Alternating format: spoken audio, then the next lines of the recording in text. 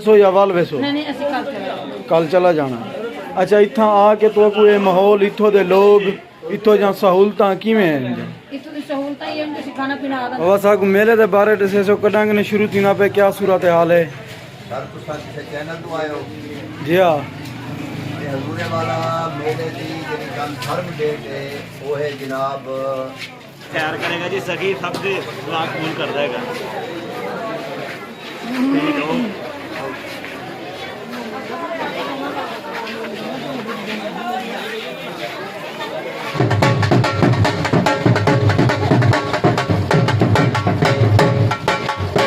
वजा वजा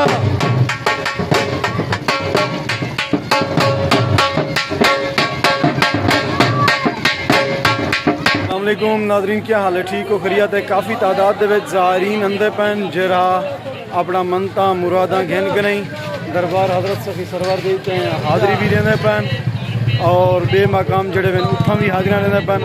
मैं तो कुछ सारा घेन के दरबार तक भी जुल के दिखेना और ज़ियारत भी करवेना।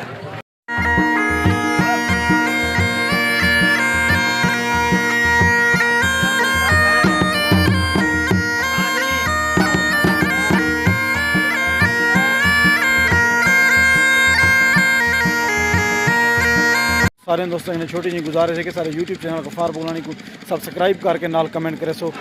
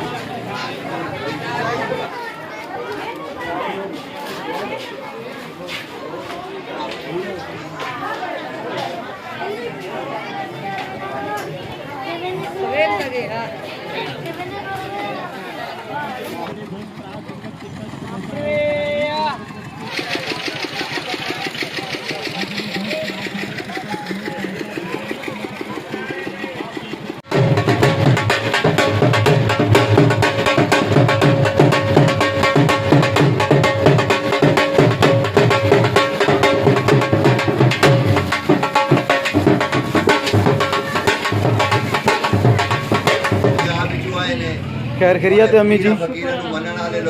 केड़ी जगह तो आयो? चिश्तियां बहावल नगर। अच्छा रांदे लाहौर पे हो? कदा आयो इथां? अच्छा और से इथां तक रह वैसो या वाल वैसो? कल चला जाना। अच्छा इथां आके तो कोई माहौल इत्थों दे लोग इत्थों जा सहूलतां किवें हैं?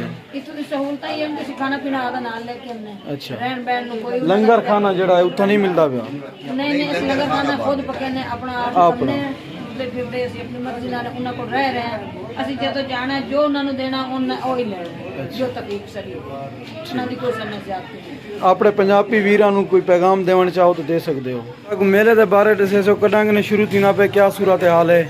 सर तुसां किसे चैनल तो आयो जी हाँ ये हजूरे वाला मेले दी जेडी कंफर्म डेट है वो है जनाब 15 तारीख को जाके 3 तारीख या अगली जरी 15 दी या 15 मार्च 15 मार्च को मेले की कंफर्म डेट शुरू थी और हजूरे वाला एक 3 डेट को मेला खत्म 15 दी ये 15 दियां दा मेला सरकारी सतह ते जड़ा मंजूर था या सरकारी सतह ते जेडी मंजूरी है 15 तारीख को जाके 15 मार्च को 3 मार्च। अच्छा आगे जलसा खत्म थी ना मेले वाले लोग जेरे निजाम होंदा सारे इत्थां ही आवे ने ये होंदा सर ये बेटा तफसील थी ईरानियन मौसम अच्छा हर साल बल्कि महीने जेरे सारे इस्लामी वो 10 दिन लगे आवे ये जलसा जरा डीजी खान का लगता है उत्थे हुण सारियां दुकानां लग गई दुकानदारियां फिट मैं उत्थों थी के आया फिर वो दुकानदारी खत्म थी के सारी इत्थां आवे